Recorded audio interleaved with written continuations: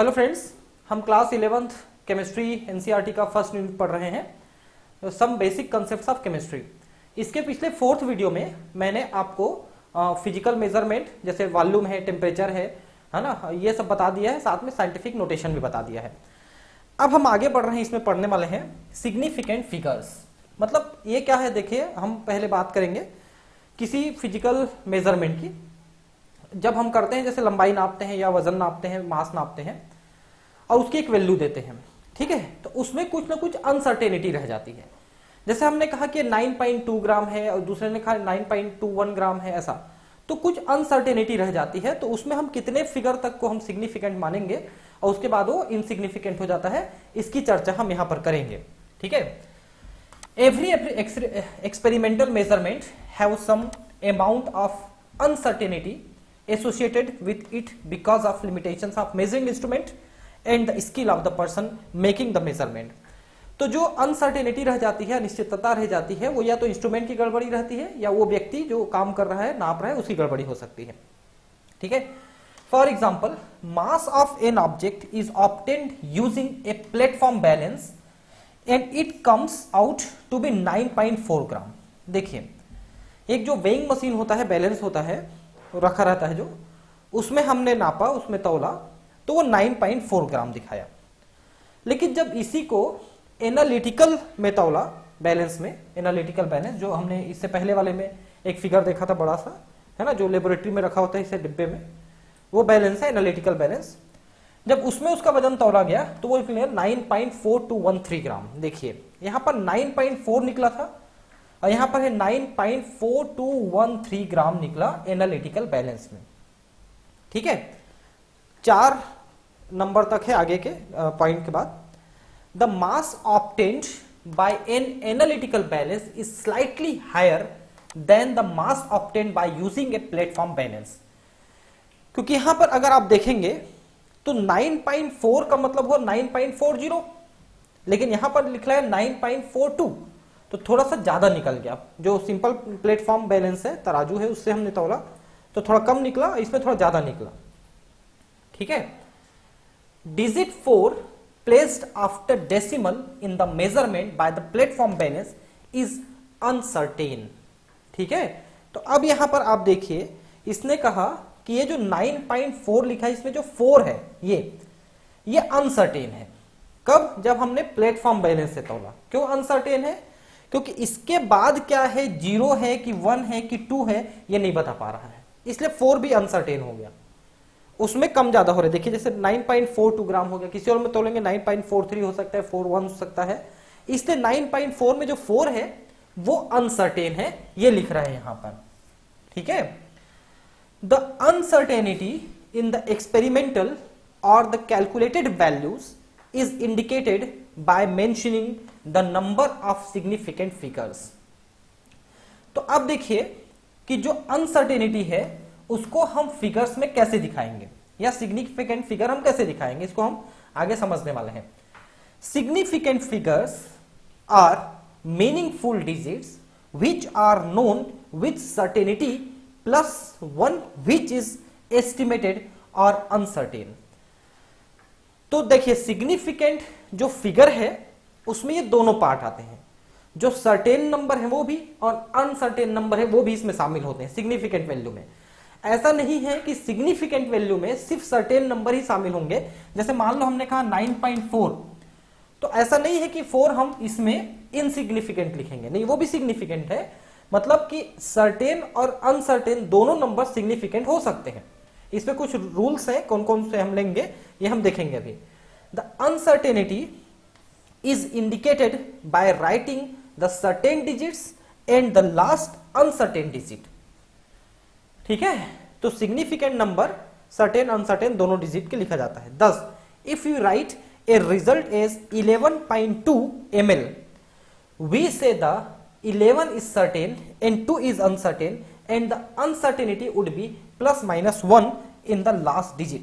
आप ध्यान रखेंगे, किसी भी एक्सपेरिमेंट में जो रिजल्ट आता है उस रिजल्ट में हम जो लास्ट डिजिट लिखते हैं उसमें अनसर्टेनिटी होता ही है, वो प्लस माइनस 1 का मतलब है इससे एक ज्यादा भी हो सकता है, एक कम भी हो सकता है, यानी 3 भी हो सकता है, 1 भी हो सकता है। तो प्लस माइनस 1 की अनसर्टेनिटी आखिरी डिजिट में, जैसे मान लो इसी को हम लिखते 11.23 लिख देते, तो ये 3 जो है ये 4 भी हो सकता था और 2 भी हो सकता था। तो लास्ट डिजिट में ही अनसर्टेनिटी ज्यादातर होती है और वो प्लस माइनस 1 के साथ जुड़ी होती है uncertainty.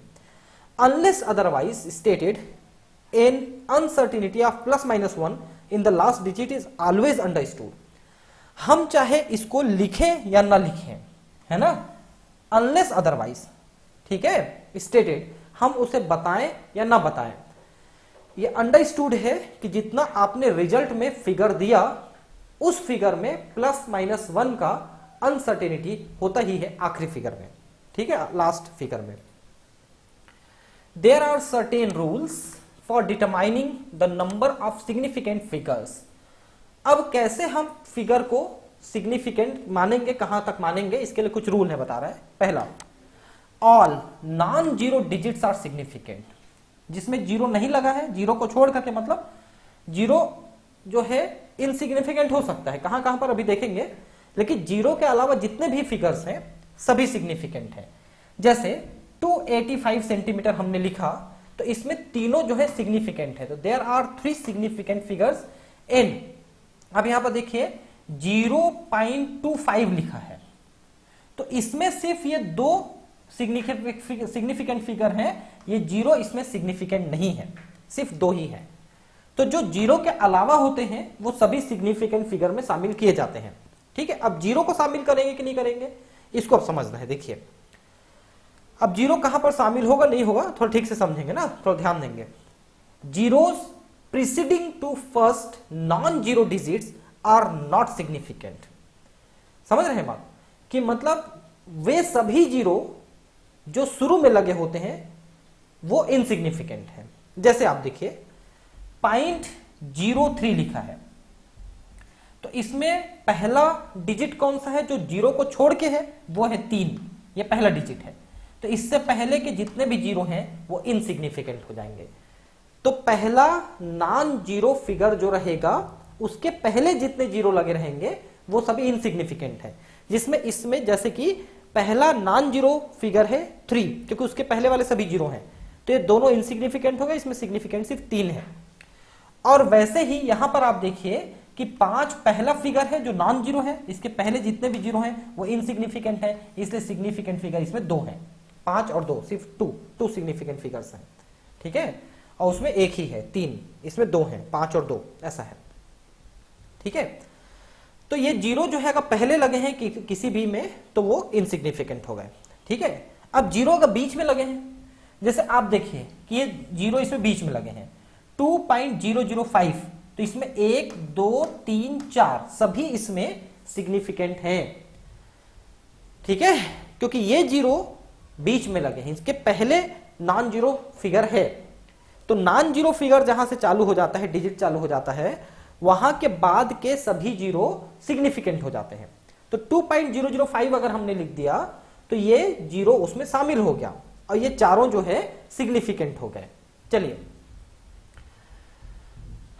Zeros at the end और right of the numbers are significant provided they are on the right side of the decimal point. अब देखिए, अब यहां पर देखिए कि डेसिमल पॉइंट के बाद या किसी डिजिट के बाद जो जीरो होते हैं वो सिग्निफिकेंट है लिख रहे हैं। अगर वो डेसिमल के बाद लगे हैं तो ध्यान रखेंगे, डेसिमल के बाद लगने वाले में सभी ना, जैसे ये डेसिमल लग गया, इसके बाद 200 है, तो ये सभी तीनों जो हैं सिग्निफिकेंट हो गए, ठीक है। लेकिन अगर ये डेसिमल से पहले लगे हैं तो इनसिग्निफिकेंट हो जाएंगे। जैसे देखिए, अगर हम लिखते हैं 100, तो इसमें ये दोनों जीरो जो हैं इनसिग्निफिकेंट हो गए, ठीक है, क्योंकि इसके बाद डेसिमल नहीं लगा है। लेकिन अगर हम इसके बाद डेसिमल लगा देते हैं तो ये तीनों ही सिग्निफिकेंट हो जाते हैं। अब दोनों में अंतर देखिए, इन दोनों की वैल्यू 100 है, इसकी वैल्यू भी 100 है, इसकी वैल्यू भी 100 है, लेकिन चूंकि इसमें हमने डेसिमल नहीं लगाया है इसलिए ये जीरो दोनों इनसिग्निफिकेंट हो गए। लेकिन इसमें हमने डेसिमल लगा दिया तो अब ये सिग्निफिकेंट हो गए। मतलब समझे आप क्या मतलब हुआ? देखिए जैसे कि 100 हमने लिखा, तो हो सकता है इसके बाद एक और जीरो हो और एक और जीरो हो, ये भी तो हो सकता है, इसलिए ये दोनों जीरो इनसिग्निफिकेंट हो गए। लेकिन अगर हमने 100 के बाद डेसिमल लगा दिया का मतलब ये फिक्स हो गया कि इतना ही है, तो ये तीनों सिग्निफिकेंट हो गए कि अब ये 100 ही हो सकता है, ये 1000 10,000 या 10 नहीं हो सकता, वो 100 ही रहेगा, इसलिए तीनों सिग्निफिकेंट हो गए। ठीक है, और अगर मान लो हमने 100.0 लगा दिया तो ये भी सिग्निफिकेंट हो गया, क्योंकि पॉइंट के बाद अगर कोई जीरो लगा है तो सिग्निफिकेंट हो जाता है। क्यों पता है? क्योंकि 100.0 लिख दिया, इसका मतलब है कि ये पॉइंट 1 नहीं है, भले इसके बाद 1 लग सकता है या 2 लग सकता है, लेकिन इसके पहले कुछ नहीं लग सकता, मतलब ये जीरो भी सिग्निफिकेंट हो गया, वो अपना पोजीशन फिक्स कर लिया, ऐसा है। तो पॉइंट लग गया तो उसके पहले वाला जीरो, उसके बाद वाला जीरो सभी सिग्निफिकेंट, लेकिन अगर पॉइंट नहीं लगा है तो फिर ये जीरो इनसिग्निफिकेंट। इन तीनों को एग्जांपल को आप समझ लीजिए, इसमें एक ही सिग्निफिकेंट है, इसमें दो सिग्निफिकेंट है, इसमें तीनों सिग्निफिकेंट है। इन तीनों को समझ लीजिए आप, इन तीनों की वैल्यू हो गई। ठीक है, अब देखिए, अब हम इसको साइंटिफिक नोटेशन में दूसरे तरीके से लिखते हैं। Such numbers are better represented in scientific notations, we can express the number 100। अब ये जो 100 है इसको हम कैसे दिखा सकते हैं? तो इसको दिखाने के लिए देखिए 1 × 10⁻² लिख सकते हैं अपन, है ना। तो इसमें कितना सिग्निफिकेंट वैल्यू है? सिर्फ एक सिग्निफिकेंट वैल्यू है, 1, एक ही, there is single significant value. ठीक है, अब देखिए मान लो हम जो है 1.0 × 10⁻² लिखे, तो अब इसमें दो सिग्निफिकेंट फिगर्स हैं, 1 और 0। वैसे 1.00 × 10⁻² लिख देंगे तो भी ये तीन सिग्निफिकेंट वैल्यू आ गए। तो पॉइंट अगर लगा देंगे ना तो पॉइंट के बाद वाले जीरो भी सिग्निफिकेंट हो जाते हैं, लेकिन अगर पॉइंट नहीं लगाएंगे तो उसके पहले वाले जीरो इनसिग्निफिकेंट हो जाते हैं। ये यहां पर आप देखिए इनसिग्निफिकेंट हो गया, इनको थोड़ा सा समझना है। ठीक है, counting the numbers of object, for example 2 balls or 20 eggs have infinite significant figures, as these are exact numbers and cannot be represented by writing infinite numbers of zeros after placing a decimal, that is 2 = 2.0000 और 20 = 20.0000, ऐसा। देखिए अब ये क्या लिख रहा है, can be written है ना, ध्यान रखेंगे। जैसे आपने कहा कि 2 बॉल है या 20 एग है, ठीक है, तो इनका कहना है अब इसमें कितने सिग्निफिकेंट वैल्यू है, तो ऐसे आप कहोगे तो इसमें सिर्फ एक सिग्निफिकेंट वैल्यू है, इसमें सिर्फ दो सिग्निफिकेंट वैल्यू है, 2, there is single and there are double significant value, ऐसा आपको देखने से लग रहा है, लेकिन नहीं, इसके सिग्निफिकेंट वैल्यू इनफाइनाइट है, अनंत। कैसे है?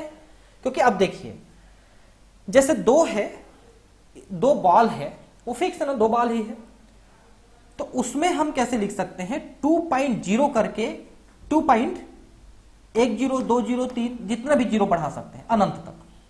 वैसे 20 में भी 20 मैनी जीरोस बढ़ा सकते हैं, तब भी इनकी वैल्यू उतनी रहेगी, इसकी वैल्यू भी उतनी है, इसकी वैल्यू भी उतनी है, 20 है और ये 2 है। मतलब कि ऐसे में जब किसी चीज का नंबर फिक्स हो जाता है कि आपने कहा 2 बॉल है, 10 बॉल है, 5 बॉल है, 25 बॉल है, या इस टाइप का कोई 10 पेन है, तो फिर उसमें सिग्निफिकेंट वैल्यू इनफाइनाइट हो जाते हैं। किसी संख्या, किसी चीज की संख्या को अगर आपने दिखा दिया तो फिर वो फिक्स हो गया कि वो उतनी ही संख्या में रहेंगे, इसलिए उसकी वैल्यू अनंत हो गई। अब उसकी वैल्यू आप नहीं बदल सकते, वो अनंत वैल्यू की हो गई, significant value. In numbers written in scientific notations all digits are significant. अब देखिए जैसे आपने कहा 4.01 × 10⁻², ठीक, तो इसमें 3 सिग्निफिकेंट फिगर्स हैं और इसमें है 4, ये देख सकते हैं 8.256 × 10⁻³ तो इसमें है 3 और इसमें है 4। अब देखिए कैसे 4 है, आपने यहां पर लिखा 4.01 × 10⁻², अगर ये 10⁻² को हटाएंगे तो क्या लिखाएगा पता है ये 1 और 1 2 पॉइंट हो जाएगा, तो ये 401 लिखा आएगा ये वाला, अगर इसको हटा दोगे तो 401 में 401 में 3 सिग्निफिकेंट वैल्यू है, देखिए सिग्निफिकेंट फिगर है। और इसको अगर आप लिखना चाहोगे 10 टू पावर -3 है। -3 का मतलब क्या हुआ कि आप इधर लाए हो, तो 8 2 5 6 है, यहां पर पहले था, आप यहां पर लगा दिए, 1 हो गया, 2 हो गया, 3 हो गया, ये ऐसा लिखाएगा। देखिए अगर आप इसको हटाना चाहोगे तो इसको लिखने के लिए 0.008256 लिखना पड़ेगा, 0.008256 ऐसा लिखना पड़ेगा इसको। अब इसमें भी गिन लीजिए, तो हमने कहा था ना कि डेसिमल के बाद पहला नॉन जीरो डिजिट रहेगा, वहां से सिग्निफिकेंट या शुरू होगा, ये दोनों इनसिग्निफिकेंट हो गए। तो अभी भी देखिए 4 ही सिग्निफिकेंट है, यहां पर भी हमने कहा 4 सिग्निफिकेंट है। तो आप चाहे उसको नोटेशन में लिखिए या नोटेशन के बिना लिखिए, सिग्निफिकेंट वैल्यू फिक्स रहेगी किसी भी चीज की। However one would always like the result to be precise and accurate. ठीक है, तो यहां पर आप समझिए कि जो रिजल्ट होना चाहिए वो शुद्ध और प्रिसाइज का मतलब शुद्ध, ठीक, एकदम अच्छा, और एक्यूरेट मतलब सटीक। तो एकदम सही रिजल्ट होना चाहिए और एकदम सटीक रिजल्ट होना चाहिए, कोई भी जब आप कोई भी चीज को मेजर करते हो तो। Precision and accuracy are often referred to while we talk about the measurement. ये दोनों चीजों, इन दोनों चीजों का एग्जाम्पल के साथ हम पढ़ेंगे कि कैसे हम किसी चीज को प्रिसाइज और एक्यूरेट कहेंगे और किसी चीज को नहीं कहेंगे, उसका हम एग्जाम्पल अभी पढ़ेंगे। तो प्रिसाइज का मतलब है यहां पर एकदम ठीक, और एक्यूरेट का मतलब एकदम सटीक। ठीक है, एकदम ठीक और सटीक रिजल्ट। अब देखिए आगे हम पढ़ेंगे इसको ना, थोड़ा समझेंगे अभी। Precision refers to the closeness of various measurements for the same quantity. जैसे मान लो आपने कहा कि हमने 2 ग्राम लिया है, ठीक है, आपने कहा कि 2 ग्राम लिया है, एक ने उसको तौला, 3 बार तौला एक ही चीज को, तो एक बार मिला 1.99 ग्राम, दूसरे बार तौला तो 2 ग्राम, तीसरे बार तौला तो 2.1 ग्राम। ये 3 बार तौलने से जो 2 ग्राम दिया गया अमाउंट है 1.99, 2 और 2.1 ग्राम उसको मिला। तो ये तीनों जो है एक दूसरे के बहुत क्लोज हैं, आप देख सकते हैं। तो तीनों जो है ये प्रिसाइज रिजल्ट है, क्योंकि एवरेज निकालोगे तो करीब 2 ही आएगा इसका एवरेज। ठीक है, तो इसमें तीनों रिजल्ट में प्रिसीजन आपको देखने को मिल रही है और एक्यूरेसी भी देखने को मिल रही है। मान लो ये ऐसा रहता कि 3 बार जो निकाला, एक बार में 1.94 आता, दूसरे बार में 2 आता और तीसरे बार में 2.5 आता। समझ रहे हैं आप? 2.05 लिख दें तो ज्यादा ठीक है, 2.0 या 2.01 लिख देते हैं, चलिए ऐसा आगे मान लो, या 2.1 लिख देंगे। चलिए मैं इसको एक तरह से लिखता हूं, 1.94 आया, 90 आया, 2 आया और 2.1 आया, ऐसा आया, 3 बार रिजल्ट आया। अब तीनों को देखिए, तीनों एक दूसरे से काफी दूर दूर रिजल्ट दिख रहे हैं, देखिए। तो इसमें जो है प्रिसीजन नहीं है, मतलब क्लोजनेस नहीं है रिजल्ट में, और एक्यूरेसी भी नहीं है। हम अभी देखेंगे एक्यूरेसी और प्रिसीजन में क्या अंतर है, एक ऐसे एग्जांपल भी हम देखेंगे।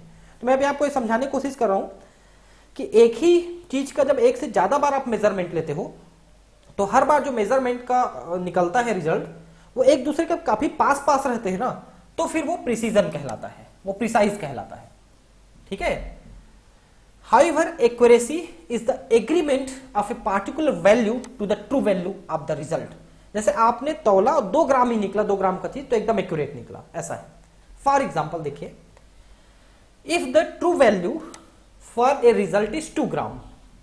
अब कोई चीज हमने 2 ग्राम दिया, ठीक है, 2 ग्राम हमको मालूम है कि 2 ग्राम एग्जैक्टली है, and student A takes 2 measurements and reports the result 1.95 gram and 1.93 gram. ठीक है, अब देखिए 1.95 और 1.93 एक दूसरे के काफी पास पास हैं, इसलिए दोनों रिजल्ट प्रिसाइज रिजल्ट है, बहुत पास पास रिजल्ट है दोनों, तो ये प्रिसाइज रिजल्ट है, लेकिन एक्यूरेट नहीं है। क्योंकि एक्यूरेट है 2 और इनसे दोनों ही काफी दूर हैं। अगर एवरेज निकालोगे तो दोनों ही काफी दूर हो गए, मतलब ये रिजल्ट प्रिसाइज तो है लेकिन एक्यूरेट नहीं है। पहला स्टूडेंट, ठीक। तो लिखा है देखिए, these values are precise as they are close to each other but are not accurate, क्योंकि दो से काफी दूर हैं। पहला स्टूडेंट का प्रिसाइज निकला लेकिन एक्यूरेट नहीं निकला। अब दूसरा स्टूडेंट लेते हैं। Another student B repeats the experiment and obtained 1.94 and 2.05 gram.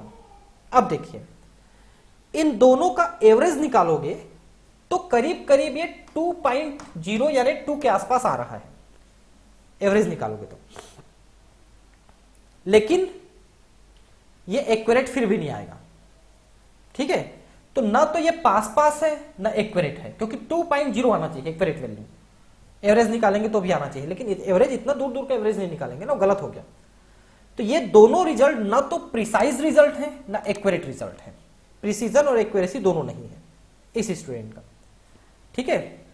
These observations are neither precise nor accurate, ठीक है। अब third student C repeats and found 2.01 and 1.99। देखिए, अब इन दोनों को देखिए, ये काफी पास पास रिजल्ट है, तो यानी ये प्रिसाइज भी हो गए। और इन दोनों का एवरेज निकालोगे तो 2 आएगा, जो कि एग्जैक्ट वैल्यू मिला हमको, यानी कि ये एक्यूरेट भी है। तो प्रिसाइज भी है और एक्यूरेट भी है। These values are both precise and accurate. These can be more clearly understood from the data given in table 1.4। ये देखिए, ठीक से समझ लीजिए इसको। स्टूडेंट ए निकाला 1.95 1.93, दोनों पास पास है इसलिए प्रिसाइज तो है लेकिन एक्यूरेट नहीं है। एवरेज इतना निकला इसलिए एक्यूरेट नहीं हुआ, एवरेज है ना। बी का देखिए, ये बहुत दूर दूर रिजल्ट है, मतलब प्रिसाइज तो है ही नहीं और एक्यूरेट भी नहीं, क्योंकि 2 तो आया ही नहीं फिर भी, ठीक है। स्टूडेंट सी का देखिए, काफी पास पास है, यानी कि प्रिसाइज है और एक्यूरेट भी है। तो पहले वाले में प्रिसीजन है, दूसरे वाले में दोनों नहीं है, तीसरे वाले में दोनों है। इस तरह से आप इसको निकाल सकते हो, ठीक है। तो ये तो हुआ प्रिसीजन और एक्यूरेसी। बहुत पास पास रिजल्ट है तो प्रिसाइज है, और जो एग्जैक्ट वैल्यू दी गई है वही एग्जैक्ट वैल्यू आती है एवरेज, तो फिर वो एक्यूरेट भी है, नहीं तो एक्यूरेट नहीं है, ठीक है। जैसे आप इसमें देखिए, ये एक्यूरेट के बहुत पास है लेकिन फिर भी एक्यूरेट नहीं माना हमने, लेकिन थर्ड वाला एकदम एक्यूरेट है, ठीक। Addition and subtraction of significant figures. जब हम जोड़ते हैं एक से ज्यादा वैल्यूज को, तो फाइनल जो रिजल्ट आता है उसमें हम कितने को सिग्निफिकेंट मानेंगे। तो देखिए, आप यहां पर 3 वैल्यू देखिए, 12.11, 18.0, 1.012, इन तीनों को जोड़ा है इसने। ये थोड़ा सा दिखाया नहीं ठीक से, इन तीनों को जोड़ दिया इसने। जोड़ देने से 31.122 आया। अब देखिए, इसमें सिग्निफिकेंट वैल्यू हम कितना मानेंगे। तो इन तीनों जो फिगर हैं, इसमें जिसमें मिनिमम सिग्निफिकेंट वैल्यू है उसके बराबर मानेंगे। तो देखिए, इसमें सिग्निफिकेंट में 4 है, इसमें 3 है, मतलब आप इसको डेसिमल के बाद देखिए, डेसिमल के बाद 2 है, 1 है और 3 है। तो मिनिमम किसका है, 1 है। तो इसमें भी डेसिमल के बाद सिर्फ एक फिगर को हम सिग्निफिकेंट मानेंगे, बाकी दोनों सिग्निफिकेंट नहीं है। तो एक्चुअली वैल्यू हो जाएगी 31.1, इसकी वैल्यू हो जाएगी, क्योंकि 18.0 वाले में जो है ये सिर्फ एक पॉइंट है डेसिमल के बाद, उतना ही सिग्निफिकेंट हम आखिरी में भी लेंगे। तो 31.1 इसकी वैल्यू आएगी इन तीनों को जोड़ने के बाद, ठीक है, ऐसा है। Here 18.0 has only 1 digit after the decimal point and the result should be reported only up to 1 digit after the decimal point, which is 31.1। ये एक्चुअल रिजल्ट मिला हमको, ठीक है। अब है multiplication and division of significant figures. इसको देखते हैं। अभी तक आपने जोड़ा है, आप मल्टीप्लिकेशन भी करेंगे और डिवीजन भी करेंगे, ठीक है। अब देखिए, जैसे कि in these operations the result must be reported within no more significant figures as in the measurement with the few significant figures, ठीक है। अब देखिए, जैसे यहां पर 2.5 into 1.25 लिया, रिजल्ट आया 3.125 मल्टीप्लाई करने से। अब यहां पर आप देखिए कि इसमें 2 सिग्निफिकेंट वैल्यू है, इसमें 3 सिग्निफिकेंट वैल्यू है, फिगर्स है। तो जो फाइनल रिजल्ट आएगा उसमें सिर्फ 2 वाले को लेंगे अपन, तो रिजल्ट आ जाएगा 3.1। ये देखिए, since 2.5 has two significant figures, the result should not have more than two significant figures, thus it is 3.1. तो जो मिनिमम संख्या वाला सिग्निफिकेंट वैल्यू वाले फिगर रहेंगे उतने के बराबर हम रिजल्ट को लेंगे। तो इसलिए 2.5 में 2 है, इसलिए आखिरी में भी सिर्फ हम 2 लेंगे, हम ये चारों को नहीं लेंगे, क्योंकि एक्चुअल रिजल्ट तो 4 वाले थे ना, ऐसा हुआ है ना। और वैसे ही अपन सब्सट्रैक्शन में भी करेंगे, जिसके साथ मिनिमम जुड़ा हुआ है उसी के साथ हम लेंगे उसके उतने वैल्यूज को, ठीक है। While limiting the result to the required number of significant figures as done in the above mathematical operations, one has to keep in the mind the following points for rounding off the numbers. देखिए अब यहां पर आप इसको देखिए थोड़ा सा, यहां पर हमने क्या लिखा, यहां पर हमने 3.125 को हमने 3.1 लिया है ना। क्या हम इसको 3.2 ले सकते थे या नहीं ले सकते थे? वो डिपेंड करेगा कि इसके बाद वाला क्या है, इसके बाद वाला क्या है उस पर डिपेंड करेगा। मान लो इसके बाद वाला 5 से ऊपर रहता यानी 6 रहता, तो इन दोनों को हटाते समय मान लो ये 6.5, मान लो ये ऐसा रहता 3.165 ऐसा रहता, तो चूंकि 1 के बाद वाला 6 है, दैट इज मोर देन 5, इसलिए फिर फाइनली ये हो जाता 3.2 ऐसा हो जाता, ठीक है। और इससे कम है, अगर 5 से कम है, जैसे यहां पर 5 से कम था इसलिए हमने इसको 1 ही रखा, इसको नहीं बढ़ाया, ऐसा हुआ। और मान लो 5 रहता तो फिर ये इस बात पे निर्भर करेगा, मान लो जैसे ये रहता 3.155 ऐसा रहता, तो हम बढ़ाएंगे कि नहीं बढ़ाएंगे? तो हम इसको बढ़ाएंगे। क्यों बढ़ाएंगे? क्योंकि ये जो 1 है ये ऑड नंबर है, इसलिए हम इसको 3.2 लिखेंगे। लेकिन मान लो यही रहता 3.255, तो हम इसको 3.2 ही लेते हैं, 3.3 नहीं लेते, क्योंकि इवन नंबर को बढ़ाने की जरूरत नहीं है, ऑड नंबर रहेगा तो बढ़ा देंगे अगर उसके बाद वाला 5 है तो। फिर से एक बात समझ लीजिए, मैं बता रहा हूं, जैसे 3.165 आया, तो इन दोनों को हटाते समय चूंकि ये 6 जो है 5 से ऊपर है, इसलिए 1 को 2 लिख दिया हमने, तो फाइनल हो गया 3.2, ठीक है। लेकिन अगर ये 5 से कम रहता, जैसे यहां पर 5 से कम है, तो फिर ये 1 ही रहेगा, इसलिए हमने 3.1 लिखा।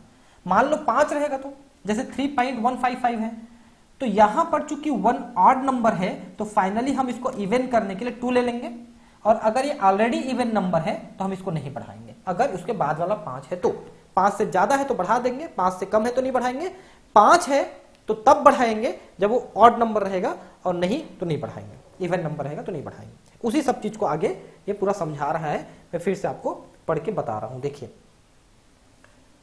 If the right most digit to be removed is more than 5, हटाने वाला डिजिट 5 से ज्यादा है, then the preceding number is increased by 1, तो उससे पहले वाला एक बढ़ा दिया जाता है।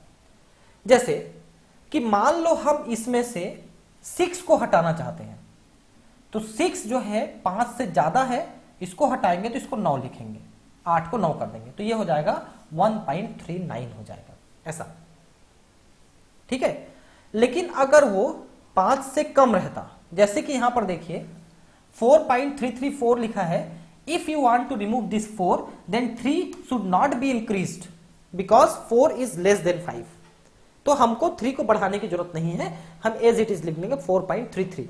अगर ये 6 रहता तो ये बढ़ा जाता, 6 नहीं है इसलिए नहीं बढ़ेगा। और जैसे कि 5 है, मान लो आखिरी वाला 5 रहता तो क्या होता, if the right most digit to be removed is 5, तो क्या होता, तो ये होता कि अगर ये इवन नंबर है तो ऑड नंबर है तो बढ़ा दिया जाएगा और इवन कर दिया जाएगा, और इवन नंबर है तो नहीं बढ़ाया जाएगा, मतलब एनी हाउ उसको इवन कर देंगे।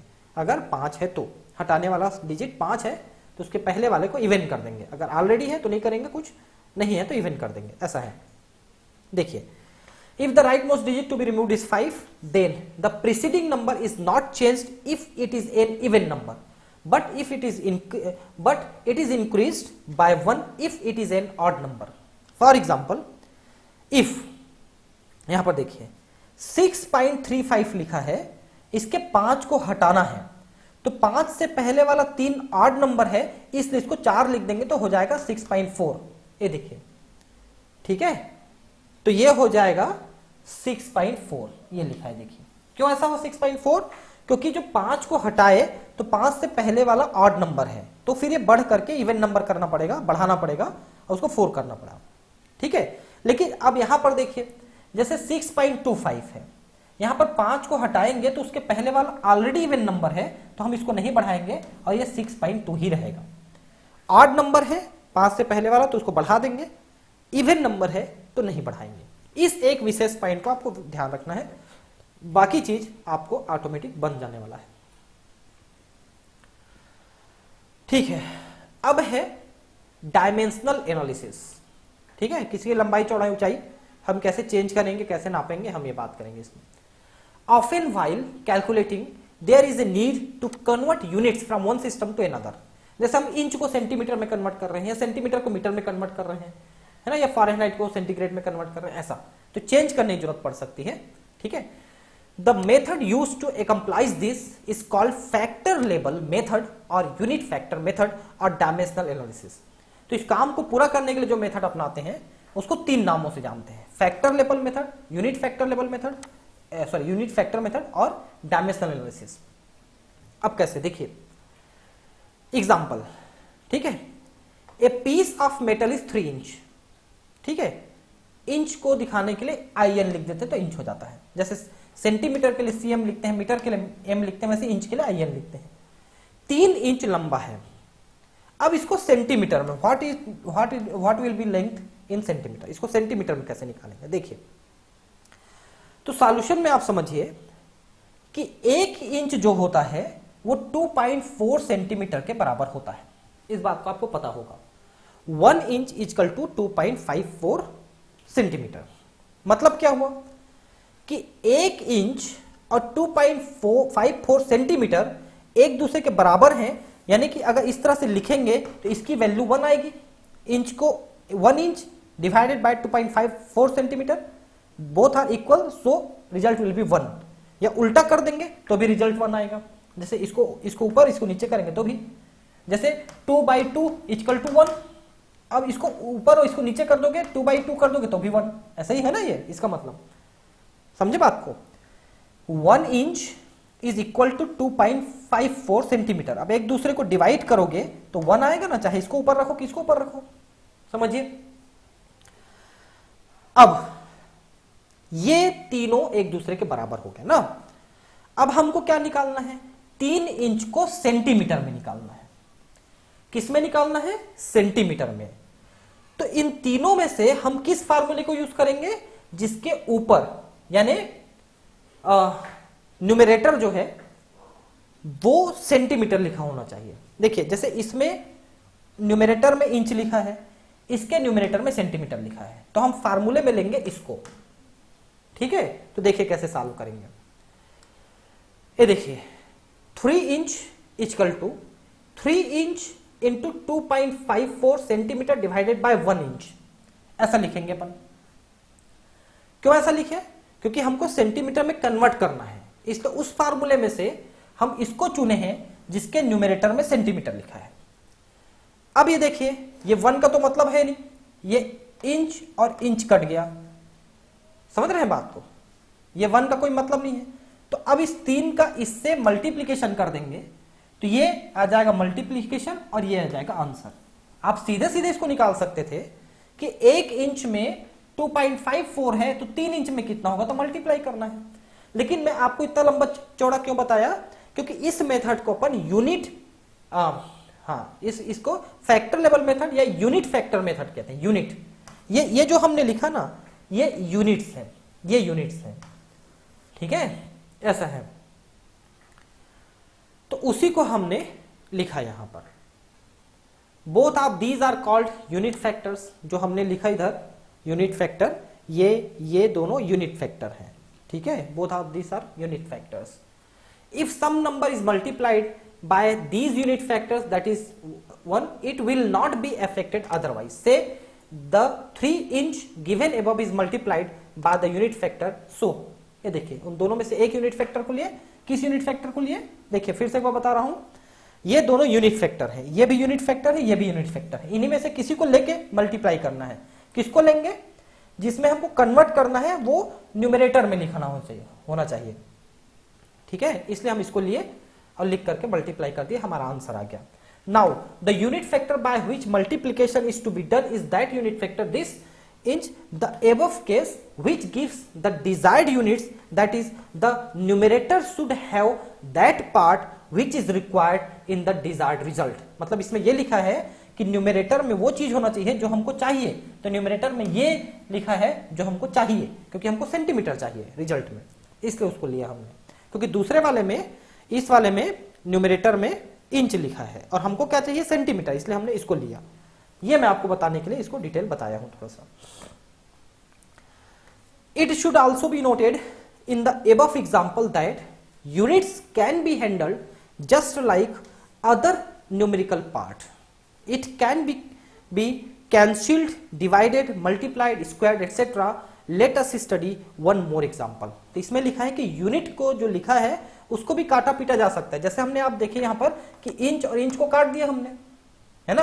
वैसे ही मान लो सेंटीमीटर सेंटीमीटर या मीटर मीटर कहीं पर लिखा रहता तो हम उसको मल्टीप्लाई या उसको भी काट सकते थे, मल्टीप्लाई भी कर सकते हैं। मान लो ये इंच ऊपर लिखा रहता तो इंच इंच स्क्वायर हो जाता। तो सब चीजें यूनिट के साथ भी होगा, ये लिख रहा है ये। अब इसको देखिए, एक और एग्जांपल है। A jug contains 2 litre of milk, calculate the volume of the milk in metre cube. Metre cube में निकालना है। आपको याद होगा पिछले लेक्चर में मैंने बताया था 1 लीटर का मतलब है 1000 ml, ठीक है, और 1 ml का मतलब होता है 1 सेंटीमीटर क्यूब, तो ये हो गया 1000 सेंटीमीटर क्यूब। ठीक, 1000 सेंटीमीटर क्यूब हो 1 लीटर।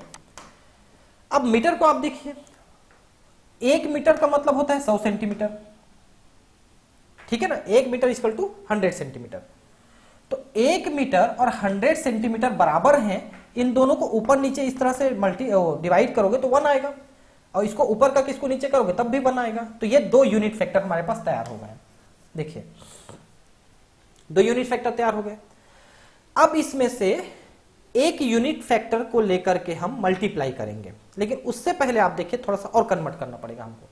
क्यों? क्योंकि हमको मीटर क्यूब में निकालना है ना, इसलिए थोड़ा सा और कन्वर्सन चाहिए। इन दोनों को हम कन्वर्ट करके देखते हैं। देखिए पहले इसको कन्वर्ट करिए। To get m cube from the above unit factors, the first unit factor is taken and it is cubed. देखिए पहले हम इसको लिए, हम इसको क्यूब कर दिए। 1 metre cube is divided by 100 centimetre, इसको होल क्यूब। तो अब देखिए इसका क्यूब का मतलब तो 1 ही हुआ, और इसका क्यूब का मतलब है क्यूब, तो ये हो गया 1 मीटर क्यूब, है ना। नीचे को देखिए ये 100 है, इसका क्यूब करेंगे तो 100 का क्यूब यानी 3 जीरो और बढ़ जाएगा तो टोटल हो जाएगा 6, है ना। ये 6 हो गया, क्योंकि ऐसा हो गया ना 100 इंटू 100 इंटू 100, इसका ये मतलब हुआ ये वाले का। तो 1 2 3 4 5 6, ये देखो 6 लिखा गया, समझ पाए ना। और सेंटीमीटर का भी क्यूब हो जाएगा, ये देखिए सेंटीमीटर क्यूब, है ना। अब चूंकि इसके बराबर जो था वो 1 था, तो इस 1 को भी क्यूब लिखेंगे, तो क्यूब का मतलब हो गया 1, तो इसका टोटल मतलब हुआ 1। देखिए समझ पाए ना, हमने इसको क्यूब किया और इसको भी क्यूब किया, तो इसका जो क्यूब हुआ उसका रिजल्ट निकला ये, और इसको क्यूब किया उसका रिजल्ट निकला 1, तो इस टोटल का मतलब हुआ 1। ठीक, 1 metre cube divided by 10⁻⁶ centimetre cube equal to 1। ठीक, अब देखिए हमको 2 लीटर दिया गया था मिल्क, ठीक है, तो 2 लीटर का मतलब कितने सेंटीमीटर क्यूब हुआ, ये 2 इंटू 1000 सेंटीमीटर क्यूब, है ना। अब देखिए, अब जो हमारे पास एक यूनिट मिला है वो यूनिट ये मिला है, हमको मीटर क्यूब में निकालना है ना, तो मीटर क्यूब ऊपर में मिलना चाहिए हमको, तो ये मिल गया हमको, ठीक है। इसको करने की जरूरत नहीं है अब, ठीक है, एक ही को किया हमने। तो अब इसको मल्टीप्लाई करिए, देखिए 2 into 1000 centimetre cube into 1 metre cube divided by 10⁻⁶ centimetre cube equal to, अब इक्वल टू निकालेंगे तो कैसे निकलेगा, इसका रिजल्ट क्या निकला, देखिए कैसे निकलेगा रिजल्ट। तो इसका मतलब हुआ ये 1 2 3 काट दीजिए, तो इसमें से 3 कट गया, तो ये बचा 3। ठीक, अब ये 2 बचा और ये 1 बचा, तो टोटल हो गया 2 मीटर क्यूब डिवाइडेड बाय 10⁻³ क्योंकि ये सेंटीमीटर क्यूब भी कट गया, तो टोटल बचा 2 metre cube divided by 10 to power 3, ये बचा। इसको ऊपर ले जाएंगे तो बनेगा 2 into 10 to power -3 metre cube, ये इसका रिजल्ट आ गया। तो आपका जो 2 लीटर मिल्क था उसकी वैल्यू आई 2 into 10 to power -3 metre cube, ये रिजल्ट आ गया। ठीक है, समझ में आ गया होगा मेरे हिसाब से कैसे कैलकुलेट किया हमने। तो पहले हम एक यूनिट निकालते हैं, उसके बाद फिर हम उसकी कैलकुलेशन करते हैं। ठीक है, ऐसा है। अब तीसरा एग्जांपल देखिए, इस एग्जांपल को थोड़ा सा ध्यान समझेंगे क्योंकि इसमें थोड़ा सा कमी है, उसको मैं बता दूंगा आपको क्या कमी है। How many seconds are there in 2 days, 2 दिनों में कितने सेकंड्स होते हैं, इसको निकालना है। ठीक है, तो हमको मालूम है एक दिन में 24 घंटे होते हैं। ठीक, तो 1 डे और 24 आवर दोनों बराबर है, इक्वल टू 1, डिवाइडेड किए तो उल्टा कर दिए तो भी 1। ठीक, अब देखिए 1 आवर इक्वल टू 60 मिनट, तो 1 hour divided by 60 minute equal to 1, या उल्टा करेंगे तो भी 1। और एक तीसरा चीज जो यहां पर नहीं दिया है, जो देना था 1 मिनट इक्वल टू 60 सेकंड, क्योंकि फाइनली आपको सेकंड निकालना है। आगे के कैलकुलेशन में लिया है उस चीज को, लेकिन यहां पर नहीं लिखा है। ऐसे यूनिट जैसे आपने यहां पर यूनिट निकाले ना, है ना, ये एक यूनिट निकला है ना, और ये एक यूनिट निकला, वैसे सेकंड के लिए भी यूनिट निकालना है। तो 1 मिनट इक्वल टू 60 सेकंड्स, मतलब क्या कि 1 minute divided by 60 second equal to 1 equal to 60 second divided by 1 minute. ये तीसरा आपको यूनिट यहां पर यूनिट फैक्टर आपको निकालना था, जो कि नहीं निकाला है। तो आप इसको ठीक से देख लीजिए, आप अपने एनसीईआरटी बुक में इसको ऐड कर लेना, क्योंकि आगे कैलकुलेशन में लिया है। देखिए कैसे लिया है। अब 2 दिनों को हमको सेकंड में कन्वर्ट करना है, तो देखिए कैसे करेंगे। 2 दिन है, 2 दिन में 24 घंटे हैं, तो घंटे वाले को ऊपर में लेंगे, इस वाले को ऊपर में ले लिए घंटे को, क्योंकि घंटे को मिनट में फिर मिनट को सेकंड में निकालना है ना, तो सब ऊपर ऊपर में रहेंगे जो जो चीज है। तो ये घंटे वाला ऊपर में है, ये मिनट वाला ऊपर में है, और ये सेकंड वाला ऊपर में है। इन तीनों को लेना है अपने को, इन तीनों यूनिट को, तीनों को मल्टीप्लाई करना है 2 दिनों के साथ, क्योंकि 2 दिन को पहले घंटे में, फिर मिनट में, फिर सेकंड में कन्वर्ट किए हमने। तो 24, 60 और 60s है ना, ऐसा है। इन सब में आप देखिए कि ये डे कट गया, ठीक है, ये आवर कट गया, ठीक है, ये मिनट कट गया, ये ऐसा हो गया। तो टोटल आप गुणा कर दीजिए 2 इंटू 24 इंटू 60 इंटू 60s, तो ये x आ गया। देखिए, तो ये वाला जो था, ये वाला कहां दिया है बताइए, इसमें नहीं दिया था ना, उसी को मैंने एक्स्ट्रा लिखा है वहां पर, तो उसको आप लिख लेंगे अपने एनसीईआरटी बुक में, ये कम दिया हुआ था। ठीक है, तो थोड़ा सा ध्यान देंगे, और इसको अगर आपको कंफ्यूजन होगा तो यहाँ पर स्टील कर लेना वीडियो को, और देख करके वहां पर लिख लेना थोड़ा सा, क्योंकि ये चीजें नीट में, जी में कहीं भी पूछ सकता है कोई भी एग्जाम्पल। ठीक है, अब जो है हम आगे बढ़ते हैं कुछ यहां पर लॉज ऑफ केमिकल कॉम्बिनेशंस। इसमें कौन कौन से नियम किन किन वैज्ञानिकों ने दिया है, इसको अब हम यहां पर पढ़ेंगे। ठीक है, combination of elements to form compound is governed by the following 5 basic laws. देखिए, जैसे एलिमेंट्स हैं, जैसे मान लो आपने H2O कहा या C6H12O6 कहा, ये सब कंपाउंड है। तो कंपाउंड कैसे बने हैं, तो ये जो एलिमेंट हैं, ये एलिमेंट मिलके कंपाउंड बनाए हैं। तो इनके मिलके कंपाउंड बनाने के लिए कुछ नियम कानून वहां पर लागू होते हैं। उन्हीं नियम कानूनों को, उन्हीं रूल्स को हम यहां पर पढ़ने वाले हैं। तो पहला है लॉ ऑफ कंजर्वेशन ऑफ मास, पहली लॉ है, ये एंटोइन लेवोजियर ने दिया था। इन्होंने कहा कि कभी भी किसी भी कंपाउंड का मास कंजर्व रहता है, न तो कम होता है न ज्यादा होता है। देखिए कैसे, है ना, ये this law was put forward by Antoine Lavoisier in 1789। देखिए कितना पहले दिया हुआ है।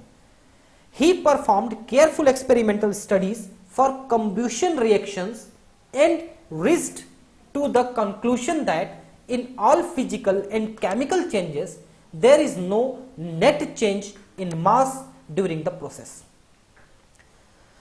मतलब क्या कहा कि उन्होंने बहुत सारे जो कंपाउंड्स हैं, केमिकल्स हैं, उनको जलाया, और जलाने के बाद जो जो चीज बना, जलाने से क्या बन सकता है, कुछ गैस निकल सकते हैं और कुछ दूसरे कंपाउंड मिल सकते हैं, जैसे कि राख मिल सकता है आपको, ऐश, है ना, ऐसी चीजें। तो जो गैस निकला, जो राख बची, उन सबको इकट्ठा किया उसने, गैस को उड़ने नहीं दिया। तो इधर का मास और उधर का मास जब कैलकुलेट किया तो दोनों बराबर निकला, दोनों की वैल्यू सेम निकली। ठीक है, तो इसको कहा इन्होंने law of conservation of mass. Hence he reached to the conclusion that matter can neither be created not destroyed, क्योंकि मैटर जो है एक से दूसरे में कन्वर्ट हो गया। जैसे कि देखिए, मान लो आप ग्लूकोज को C6H12O6 लिए, इसको आपने 6 ऑक्सीजन के प्रेजेंस में आपने रेस्पिरेशन कराया और इससे बना 6 CO2 प्लस 6 H2O, ये बना। तो इनका आप गिन लीजिए मॉलिक्यूलर मास कितना है और इनका गिन लीजिए मॉलिक्यूलर मास कितना है, दोनों का बराबर मिलेगा आपको। ठीक है, क्योंकि यहां इससे थोड़ी सी एनर्जी रिलीज हुई है। कंजर्वेशन ऑफ मास यही कहता है कि एक से दूसरे रूपों में बदलने पर, जलाने पर या किसी भी चीज तरीके से जो मैटर है उसकी मास कम ज्यादा नहीं होती। हाँ, थोड़ी बहुत जो कम ज्यादा होती है, कम होती है, वो एनर्जी के फॉर्म में निकलती है। जो एनर्जी निकलती है वो मास जो है एनर्जी में कन्वर्ट होती है, तो वो एनर्जी के रूप में मिल जाती है हमको, लेकिन कहीं ना कहीं वो मिल जाती है। ठीक है, तो मैटर जो है ना कभी डिस्ट्रॉय होती है ना कभी बनती है, वो जितनी है उतनी रहती है। This is called law of conservation of mass. This law formed the basis for several later developments in the chemistry.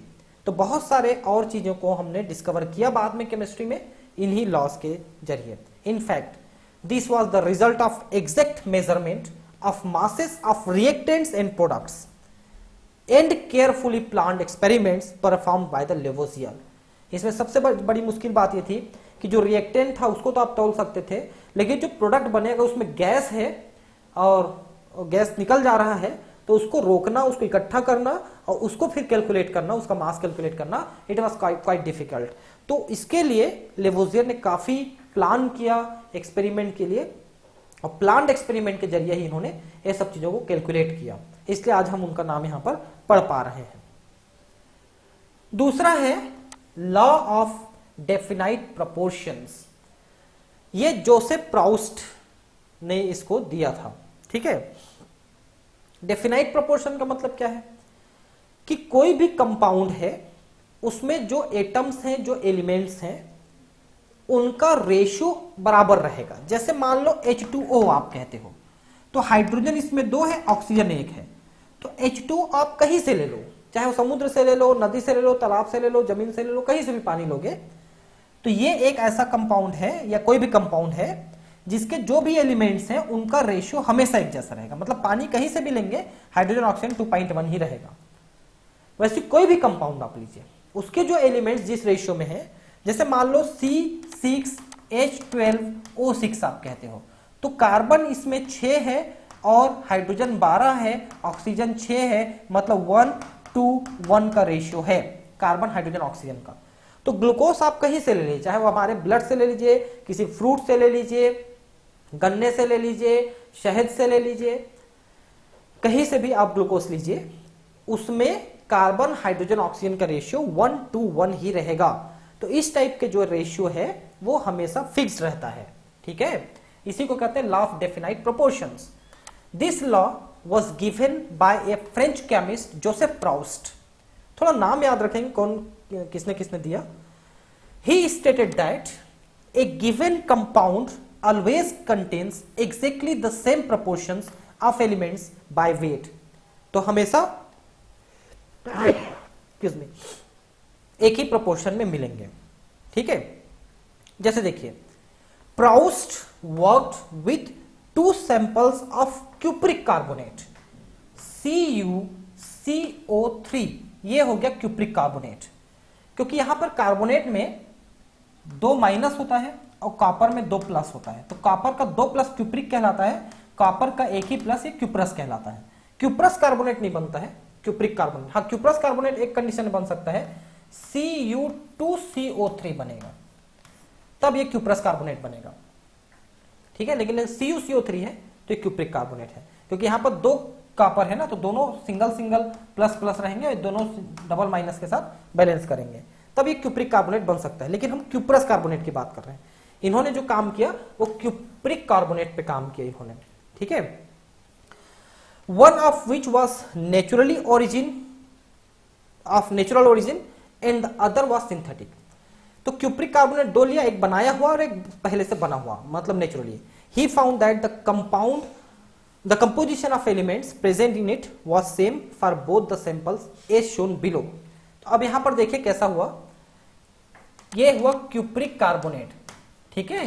तो इनका रेशियो देखिए, नेचुरल सैंपल और सिंथेटिक सैंपल में कॉपर, कार्बन और ऑक्सीजन का परसेंट 51.35, 9.74, 38.91 ये दोनों में सेम है। देखिए तो रेशियो जो होता है, चाहे आप कहीं से भी ले लीजिए, किसी भी कंपाउंड को कहीं से भी लीजिए, उसके कई सैंपल लीजिए, सब में उनके एलिमेंट्स का रेशियो बराबर रहता है। ये मैंने आपको एग्जांपल भी और भी बताए, और यहां पर प्राउस्ट ने जो एक्सपेरिमेंट किया वो भी मैंने आपको बताया, तो उसके अकॉर्डिंग आप समझ लीजिए।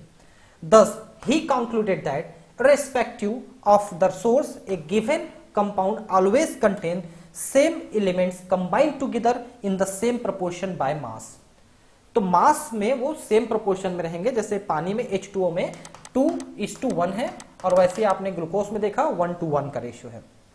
The validity of this law has been confirmed by various experiments. It is sometimes also referred to as law of definite composition। ठीक है, तो डेफिनाइट कंपोजिशन भी कहते हैं, और ये जो लॉ है डेफिनाइट प्रोपोर्शन के नाम से भी जाना जाता है। तो दोनों नाम से, डेफिनाइट कंपोजिशन, डेफिनाइट प्रोपोर्शन, दोनों नाम से इसको जानते हैं, ठीक है। अब देखिए तीसरा है law of multiple proportions. Multiple proportion कैसे? जब कोई एलिमेंट का एक निश्चित प्रोपोर्शन दूसरे एलिमेंट के अलग अलग प्रोपोर्शन से रिएक्ट करता है, तो उसी को कहते हैं मल्टीपल प्रोपोर्शंस। जैसे देखिए यहां पर आप समझ लीजिए, दो एग्जांपल आप समझिए, फिर मैं इसको पढ़ाऊंगा भी आपको।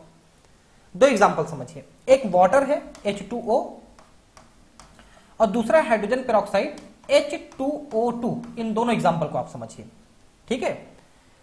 H2O में हाइड्रोजन 2 है, ऑक्सीजन 1 है, तो 2 ग्राम हाइड्रोजन है और 16 ग्राम ऑक्सीजन है, क्योंकि ऑक्सीजन का एटॉमिक वेट 16 ग्राम है, हाइड्रोजन का 1 ग्राम रहता है, तो 2 हाइड्रोजन का 2 ग्राम हुआ, ऑक्सीजन का 16 ग्राम रहता है, तो 1 ऑक्सीजन का 16 ग्राम।